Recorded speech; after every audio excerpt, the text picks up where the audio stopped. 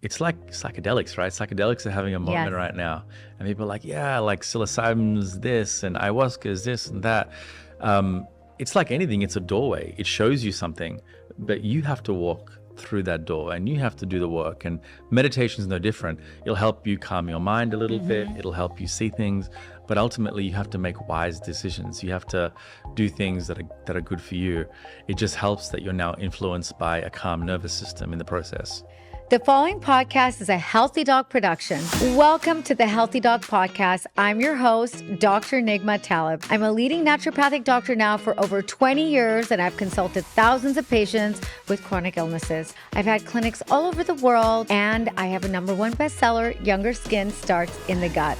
Listen, I know there's a lot of health information out there in the health and wellness world, and it can be a bit overwhelming. So I'm here to set the record straight and give you my expertise along with my expert guests here in studio in sunny Los Angeles. I only take drugs with other people who take them on a regular basis because I don't have time for that. A lot of chronic diseases stem from mitochondrial dysfunction. Yes, and you know what I love talking about, right? Poop. Yes.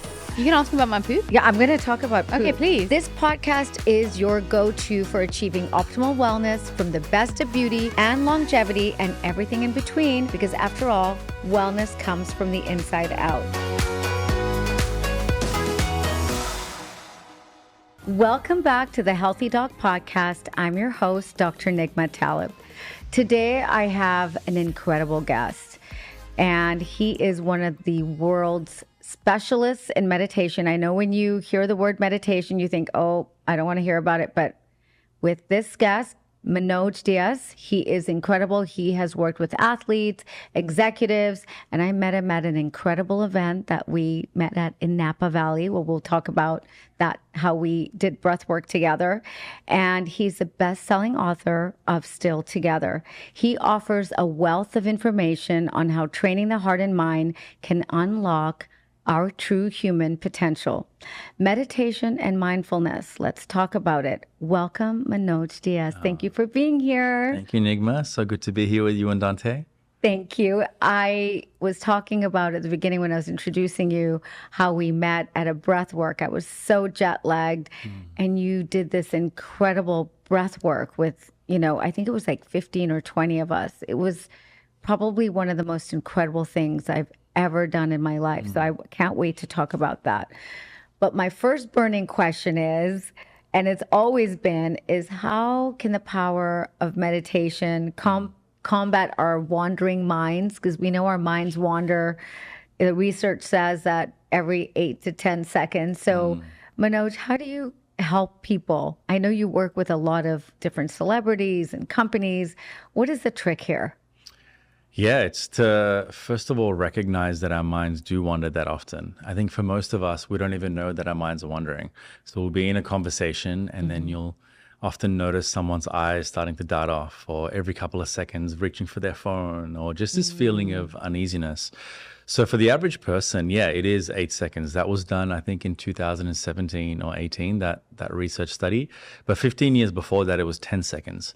And this was before, how big TikTok has become and YouTube Shorts and all that. So my suspicion is it's going to get worse and worse.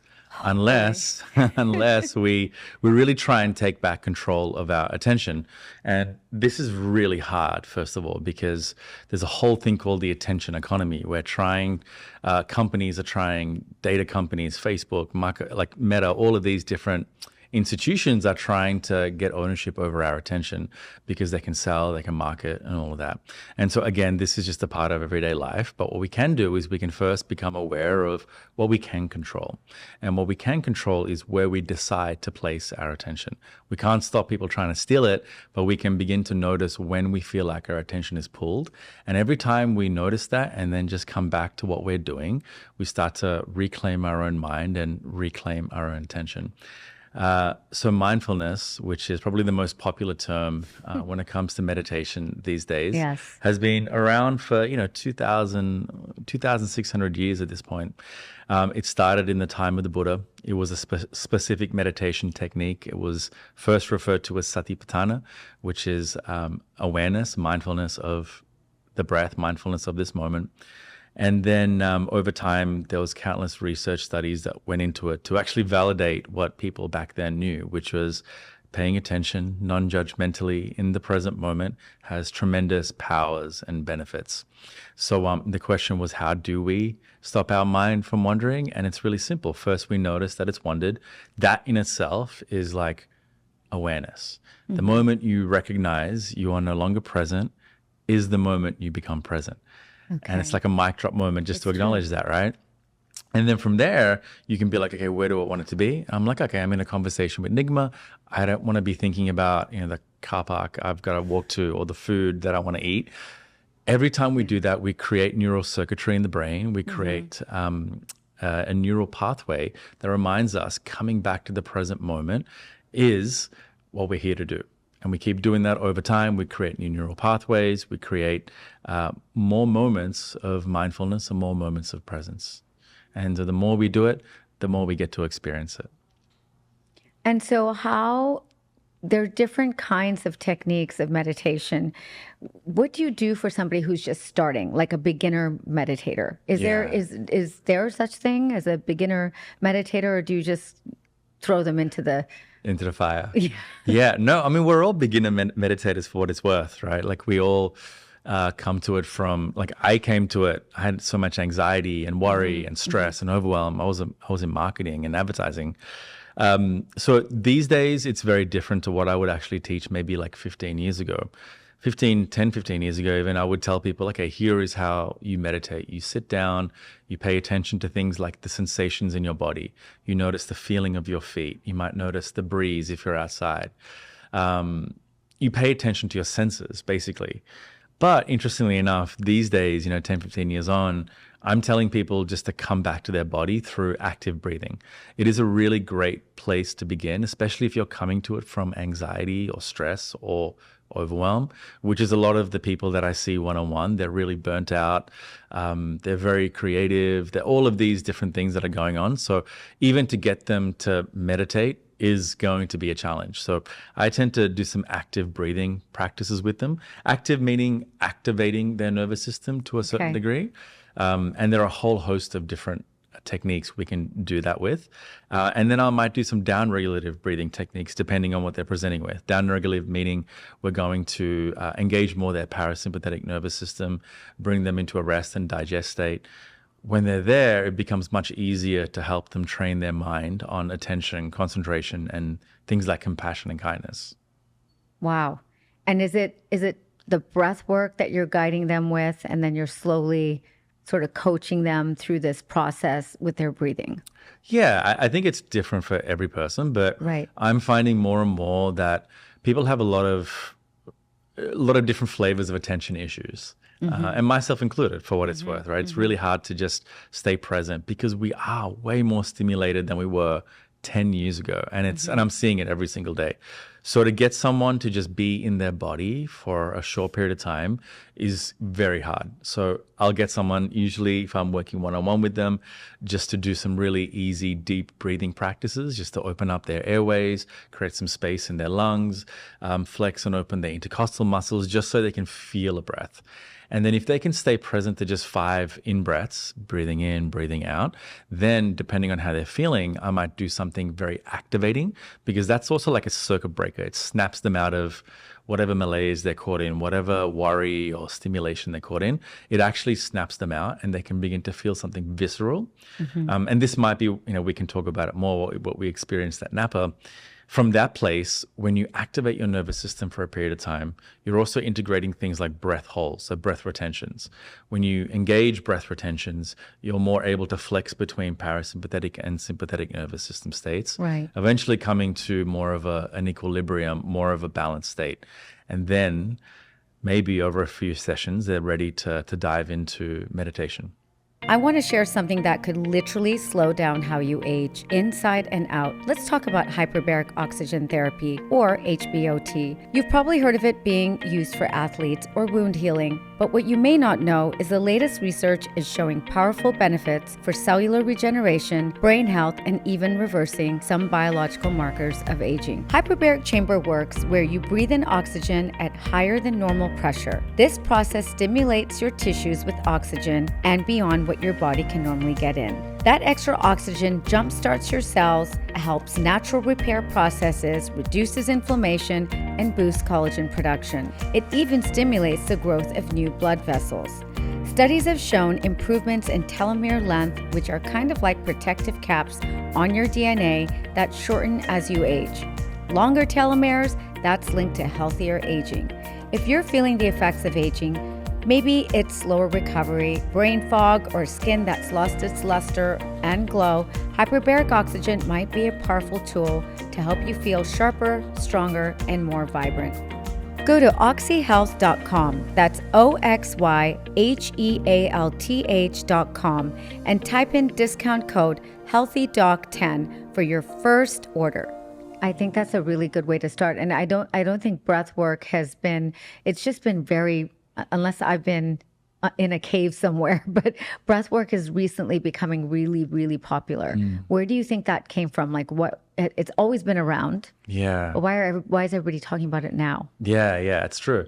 So, I mean, it started pretty much 2,500 years ago as well, this time of the Buddha, but it came more from the Indian region. It came more from the yogic traditions.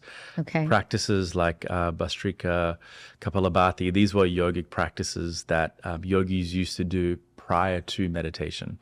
So it's been around in that format for a long time. So it's even before meditation, the breath work. Yeah, You have to almost learn how to do the breath work before you do the meditation. Well, yeah, it was used in various forms, but yeah, a lot of yogis did do it prior to meditation and prior to any sort of movement as well. I think breathwork became really popular maybe 10, 15 years ago through a guy by the name of Wim Hof. He's a bit of a celebrity in the breathwork space. He's a Dutch guy that essentially created this, not created, I would say reimagined a style of breathwork that just started to take over the world. And it revolved around circular breathing, so breathing in, breathing out, integrating breath holes, and then jumping in ice baths and cold water. And now we know ice baths and cold showers are blowing up as well. And I think the reason it's so popular is because of what we spoke about. Like meditation is becoming harder and harder for people to access because we are so stimulated, because we are so wired. And the truth is, meditation for me, in my personal experience, is something that can really transform your life over a lifetime. It's not quick like that. Right. It takes effort, it takes work, it takes dedication. Whereas breath work, you can do it and there is an instant state shift, right? So I might come in and I might be anxious or nervous, and then we could do like 3 to 4, 5 breaths, and all of a sudden I'm relaxed, my jaw unclenches, my tongue softens. And that's instantaneous. Now, that doesn't mean that the underlying anxiety or the nervousness is going to go. That's where I think meditation really helps. It gets to the root cause of a lot of these issues. But breath work is an instantaneous remedy for whatever you're going through. When people think about meditation, they often think about sitting with their legs crossed on a mat, kind of like Aladdin and or a genie, like sitting on a mat. Are there different ways we can meditate besides just sitting on a mat, or is that the key sort of way to meditate? Are there different ways? Yeah, I think there's a differentiation between mindfulness and meditation with that example. Yes. Like we can be very mindful in everyday life. Right.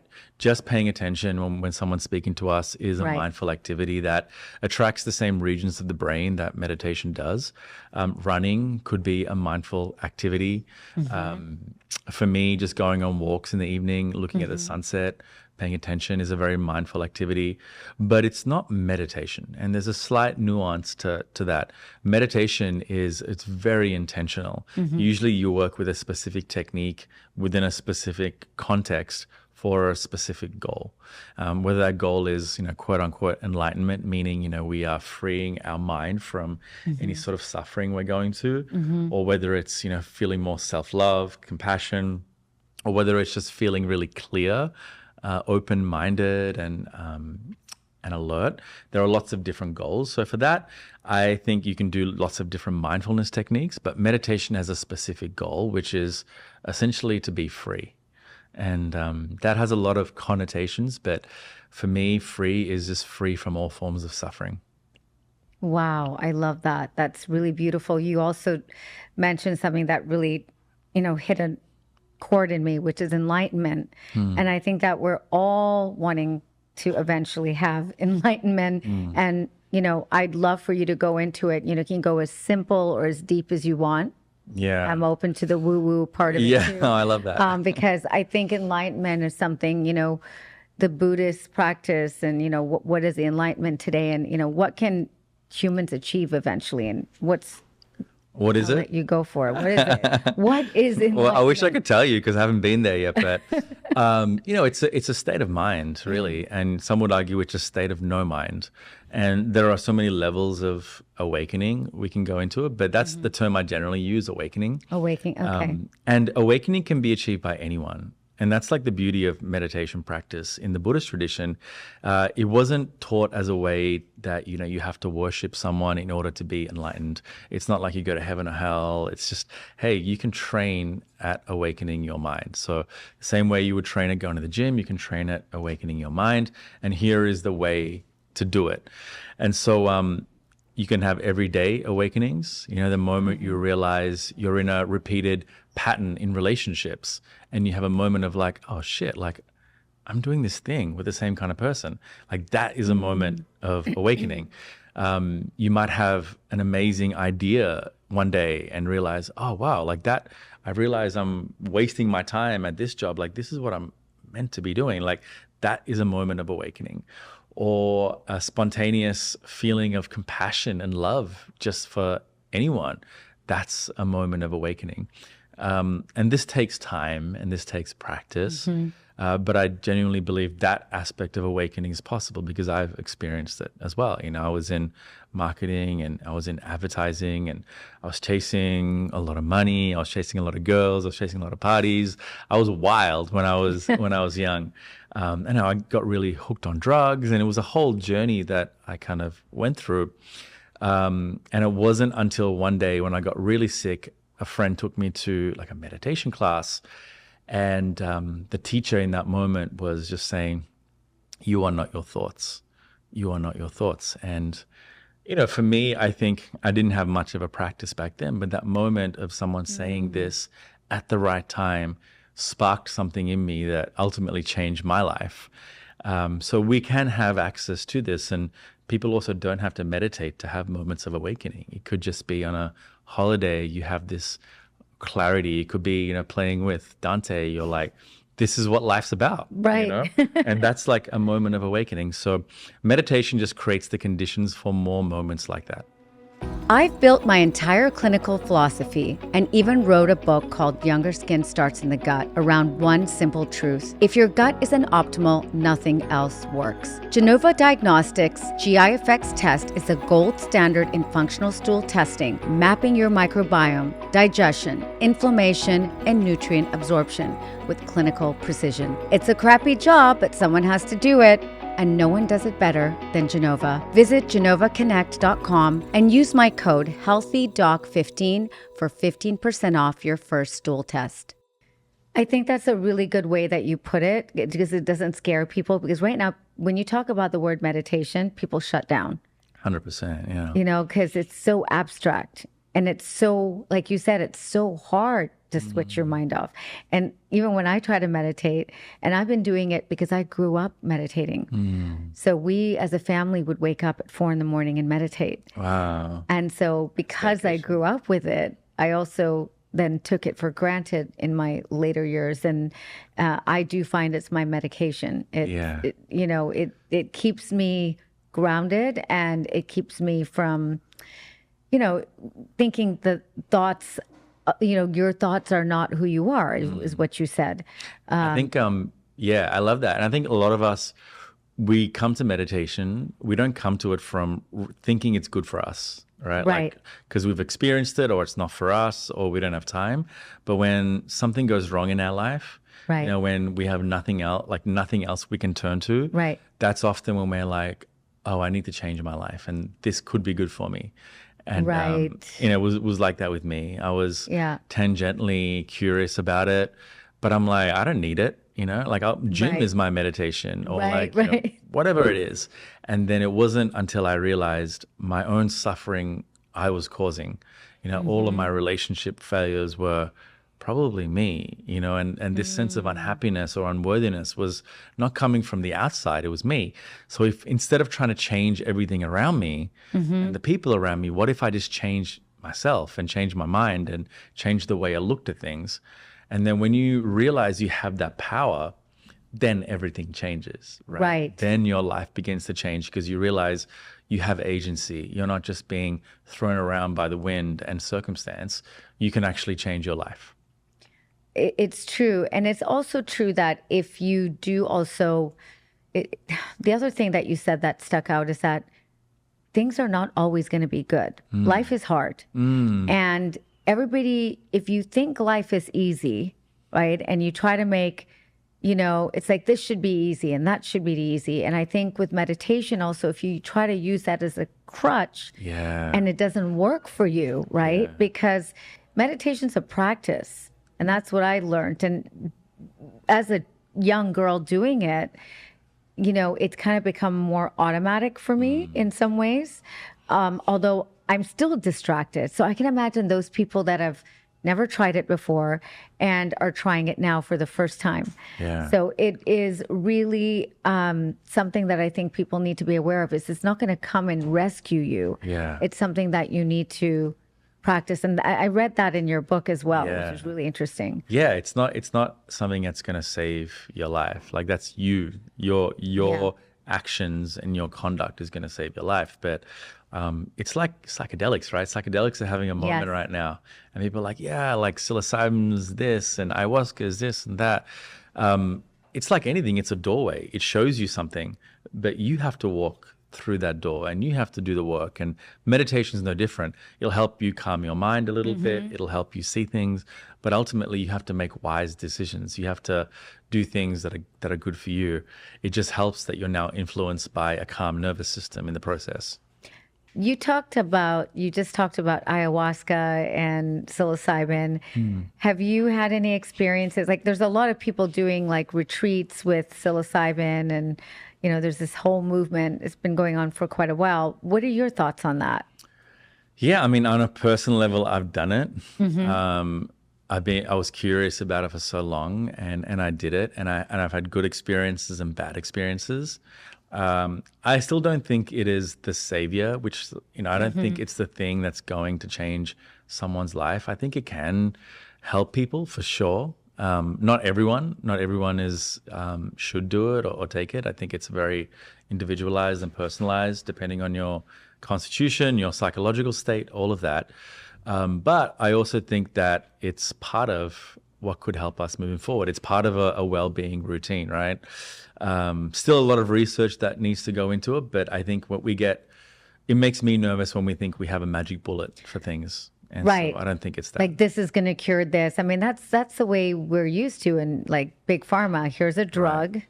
Here's a symptom. Let's do that. Let's not do anything around it and support it. And I think I agree with that. I have heard a lot of people say that it's made them enlightened to then meditate, like it kind of woke them up that they need to start being present. And, that sounds very easy and it sounds also very mumbo jumbo because we hear it all the time, but it really means something to people once they've done the psilocybin journey or absolutely. And there's a bunch of them. There's a ton of them. I know. Which one have you done? I've done ayahuasca. I've done psilocybin. I've done MDMA in controlled situations.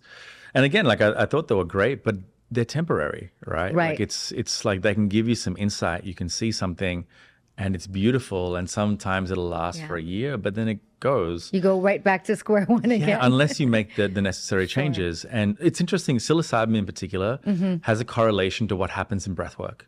So when we do breath work, what tends to happen over a period of time is our prefrontal cortex begins to quieten down. It begins to not numb itself out, but it begins to be quiet.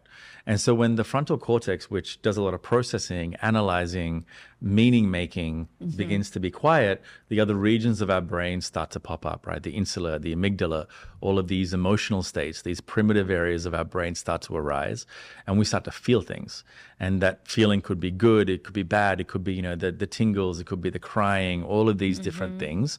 And essentially what they're saying is there's another research study that came out saying when the frontal cortex begins to quieten down in this way, our ego also begins to quieten down, and we begin to have access to feeling states. We begin to have access to emotions and all of these things that in the course of our day we might not access because we're so busy and because we're in a very much, I need to do things, I need to analyze, I need to work things out.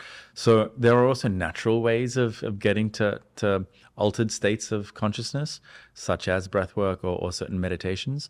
But, I'm not against it. I'm not a huge advocate for it, only because I don't understand it as much as some other people. But I think it's a really interesting field of wellness and health as well.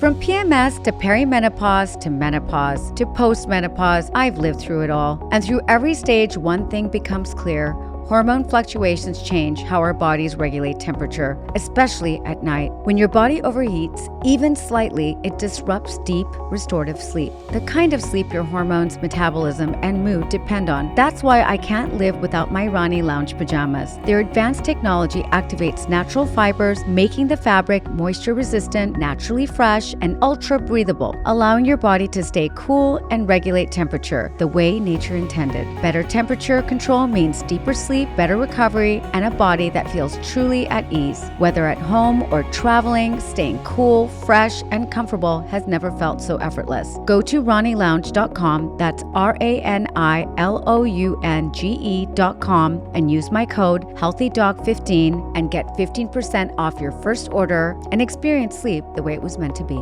When I did that breath work with you in a group, it must be more than 20 people. It was 50. What are you talking about? Sorry, Manoj. I was jet lagged, and I was also in another altered universe because you put me there with the breath work. It was probably, I felt tingling.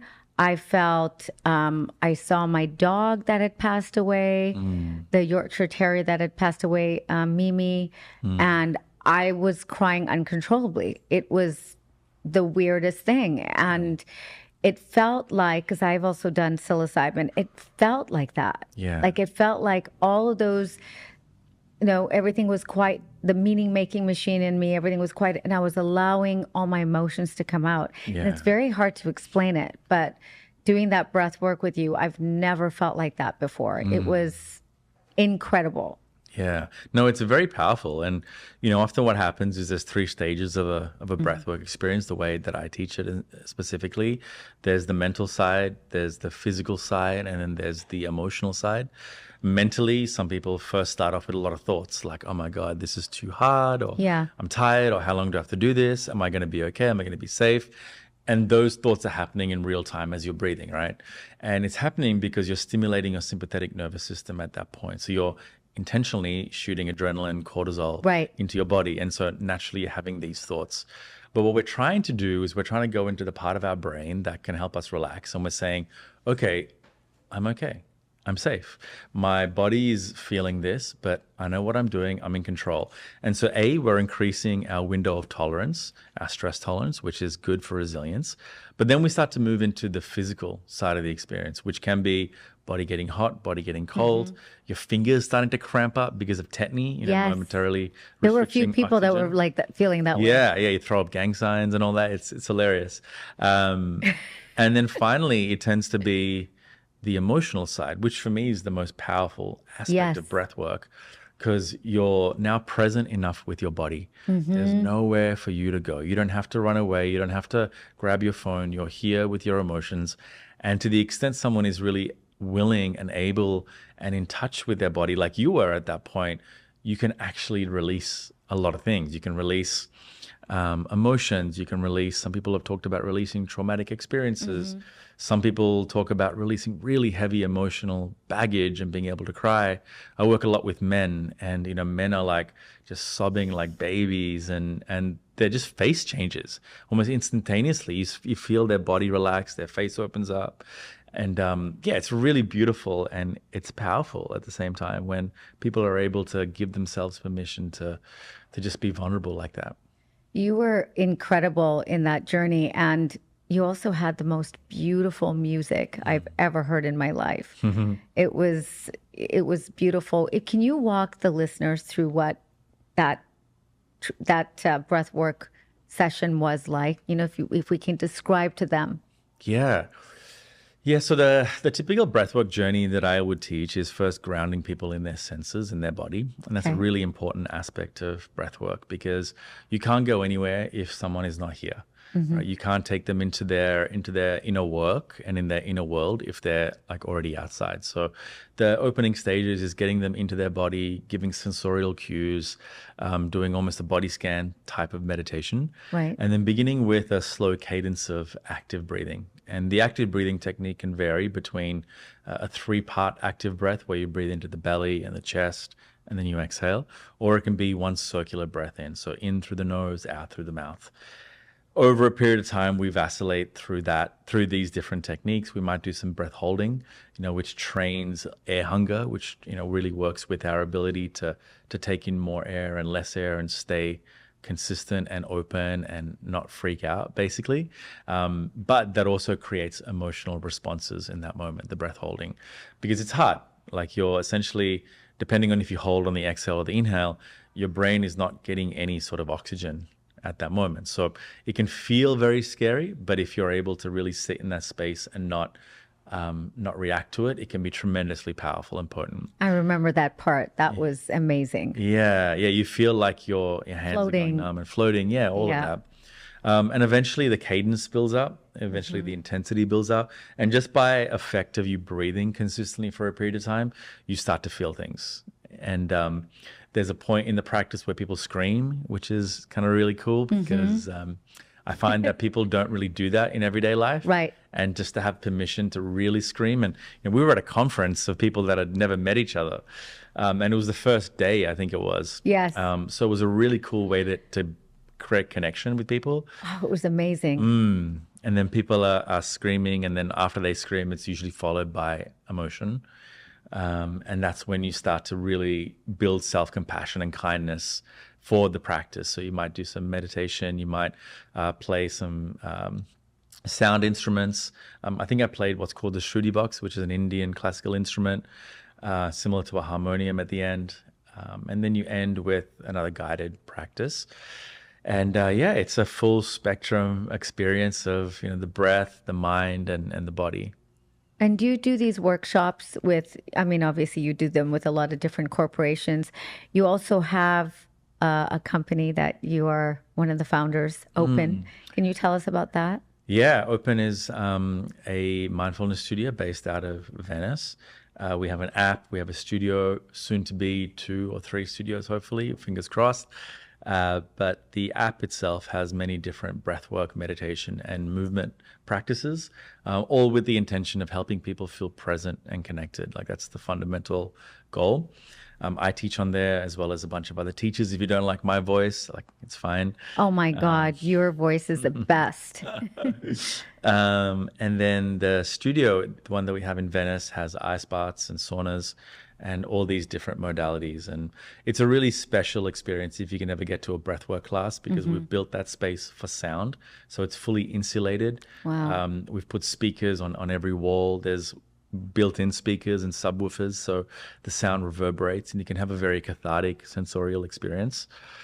It's a really special practice, a really special place, and you get to meet other people that are just like you. And I'm tremendously proud of what we've created so far there. True wellness lives in the smallest details: the air you breathe, the water you wash with, and the surfaces you touch. That's why Koala Eco, with their beautiful botanical ranges for home, laundry, body, and even pets, is the only brand I trust. Elegant living without compromise. Visit koalaeco.com, that's KOALAECO.com, and use my code HealthyDog15 for 15% off your first order. You're really changing the world by, getting people to connect with themselves. And I think we're all so disconnected. I mean, I was reading your book, The Still Together, and I'm curious as to your opinion now on technology versus connecting us, disconnecting us. What do you think? Yeah, I think my opinion hasn't changed. I think technology is like anything. It can be a force for good or it can be a force for evil. It's not going to really change. Although, Australia just banned kids from using social media, which I thought was really cool. So Excellent. kids under the age of 16 can't have, certain accounts and things like that. But I think we have to control what we can control, and that's us. If we can control our desire to constantly check our phone, and I think there was a research paper that came out very recently, a couple of months ago, that says the average person, American, checks their phone 96 times a day, and is on their phone for 7.5 hours, which I think is actually being generous. If I'm I think that's being generous. Yeah, that's really. Do you ever check do you have a time on your phone that tells you how often you're checking? It's 100%, scary. 100%. And I'm also bad for what it's worth. Like, if No, I am too. But it's helped me reduce my time by telling me. Well, I It's mean, the awareness of it. 100%. Yeah. And there are things we can do. There are apps that tell us, do you really want to check your phone right now? It's called like One Really? Sec. Yeah, it's amazing. And you can set it up with certain You really apps. want to check your phone? Yeah, it's great. It's called One Sec, actually. So you just click on wow. it. You click on, like, for example, Instagram, Yeah. right? And if you've said, you only want to check it between these hours or Right. this many times, and you click on it, it'll pop up and be like, do you really want to do it? And just that little prompt is like, oh, fuck, I actually don't. No, what am I doing? I'm just waiting for a coffee. Yeah, so it's Interesting. really good. And there's another one called, I think it's called Brick or something like that, where you can just tap your phone on this thing and it shuts off apps that you select. But I mean, the most important thing when it comes to this is to realize you have structures and systems you can create that are really going to save your life. I believe that. For example, if we check our phone first thing in the morning when we wake up, we are going to experience for the rest of our day the same symptoms as ADHD. So constant distraction, not able to focus if we check our phone first thing in the morning. So, a system we can create is waking up, going to the bathroom, getting a glass of water, and sitting down for 5 to 10 minutes, conscious breathing or some, breath work meditation, and then checking our phone and doing what we need to do. Right. And it's a small change, but it can have a drastic impact. It's huge. You can do. The thing is that the phone has become everything. It's our alarm. It tracks our fitness. It tracks our sleeping. Yeah. It's like, we're so addicted to our phone. I mean, not having my phone with me right now, I'm just like, I'm in a podcast. It's a good thing right for now. you, Nigma. Yeah, I'm trying. She really is. On my tombstone, it's going to say I tried. It's a tough one because we really are addicted. Yeah. And if we can be addicted to things, I know when I did that breath work with you, I was like immediately connected and said, okay, I need to do this. But have I done it? No. So, I do my own breath work, but I think there is a difficulty in, you need to go to someone like you. You need to have an app that's going to, again, the app is on the phone. You know what I mean? Yeah. So like we're all. I actually think, yes, I think it's important to go to someone for the initial experience. I think so. Yeah. But then really you can do it at home. Like, you don't need No, me. once you get feel into it, yeah. once you get into it, because I do breath work, and I do find it really helps. And I also do breath work when I'm treating patients. Right. Yeah. So- and there are different forms of breathwork, right? That's Yes. the other part. So There are so many different forms. I 100%. mean, this has been amazing. Do you have anything that I missed that we didn't talk about that you no, wanted I to think add? I think that's great. Yeah. Did we talk about everything? We talked about enlightenment. Is there anything you wanted to add on that? Maybe like the future of mindfulness. Yeah, where is the future of mindfulness Yeah. going? Well, I think the future of mindfulness is lots of these different practices coming together. For you and I growing up, there Right. was like yoga was one thing, and there was meditation, and then there was like breath work, and Like it's part of the curriculum. yeah, there were all these different things, but they were all fragmented, And I think these days people have access to so many tools. The future is being able to integrate all of them in some as part of capacity. their the schooling curriculum. even. Exactly. Like, Yeah. wouldn't I that love be great? That'd be amazing. I'd love that. Having kids and them being able to do that is amazing. That would be amazing. I have a gift for you, though. Oh. Well, you know what I do, right? You know how I'm always talking about poop. Yeah. So I wanted to give you one of my love languages is acts of service. Everyone I seem to speak with, their love language is gifts. So I'm you just gonna help me poop assume- better? Is that I'm going to what's- assume I'm giving you a stool test. Dante's actually even left. He's like, I don't want to talk about this anymore, Mom. It's a stool test, and it measures your gut microbiome.